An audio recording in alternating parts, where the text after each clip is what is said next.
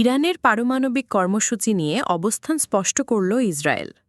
শান্তিপূর্ণ উদ্দেশ্যে ইরানের পারমাণবিক কর্মসূচির বিরোধী নয় ইসরায়েল, তবে ইরানকে নিজ দেশে ইউরেনিয়াম সমৃদ্ধ করতে দেওয়া যায় না, বলেন এক ইসরায়েলি কর্মকর্তা। সুইজারল্যান্ডের জেনিভায় ইরানের সঙ্গে পারমাণবিক কর্মসূচি নিয়ে ইউরোপীয় ৩ দেশের বৈঠক চলার মাঝেই এই বিষয়ে ইসরায়েল নিজেদের অবস্থান স্পষ্ট করেছে। নাম প্রকাশে অনিচ্ছুক ইসরায়েলি এক ঊর্ধ্বতন সরকারি কর্মকর্তা বলেছেন, শান্তিপূর্ণ উদ্দেশ্যে ইরানের পারমাণবিক শক্তি ব্যবহারের বিরোধী নয় ইসরায়েল, তবে ইরান নিজ দেশের ভেতরেই ইউরেনিয়াম সমৃদ্ধ করুক সেটি ইসরায়েল চায় না। তিনি বলেন, এই কাজটি অন্য আরেকটি দেশে কেন করা যাবে না এর কোনো কারণ নেই। যদি সত্যি বিদ্যুৎ উৎপাদনের মতো প্রয়োজনে এ কর্মসূচি চলে, তাহলে ইরানের দেশের ভেতরে ইউরেনিয়াম সমৃদ্ধকরণের দরকার কি?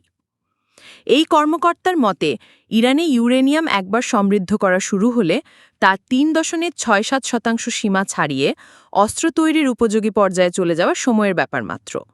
জাতিসংঘের আণবিক শক্তি সংস্থা AIAEA বলছে, ইরান এরই মধ্যে ৬০% পর্যন্ত সমৃদ্ধ ৪০০ কিলোগ্রাম ইউরেনিয়াম মজুত করেছে, যা বিদ্যুৎ উৎপাদনের সাধারণ সীমার অনেক ঊর্ধ্বে।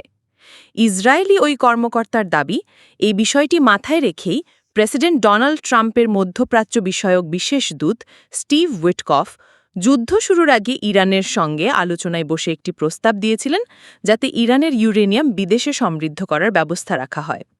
ইরান বোমা বানাতে ছুটছে ১৯৯৫ সাল থেকে বারবার উচ্চারিত এই অভিযোগের পেছনে ইসরায়েলের কাছে কী প্রমাণ আছে জানতে চাইলে ইসরায়েলি ওই কর্মকর্তা বলেন, ৩ মাস আগেও ইরান এমন মাত্রায় উচ্চ সমৃদ্ধ ইউরেনিয়াম মজুত করেছিল, যা দিয়ে অন্তত ৬টি পারমাণবিক বোমা তৈরি করা সম্ভব। আর ইসরায়েল যখন সামরিক অভিযান শুরু করে, তখন ইরানের সেই সক্ষমতা বেড়ে দাঁড়ায় ৯টি বোমা তৈরির সমান।